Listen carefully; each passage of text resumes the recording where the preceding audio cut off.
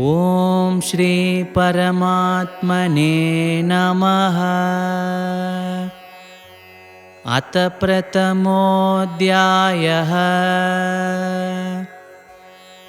ಅರ್ಜುನ ವಿಷಾದಯೋಗಃ. ಅಧ್ಯಾಯ 1 ಶ್ಲೋಕ 14. ತತ ಶ್ವೇತೈರ್ಹಯೈರ್ಯುಕ್ತೆ ಮಹತಿ ಸ್ಯಂದನೆ ಸ್ಥಿತೌ ಮಾಧವಃ ಪಾಂಡವಶ್ಚೈವ ದಿವ್ಯೌ ಶಂಕೌ ಪ್ರದದ್ಮತುಃ.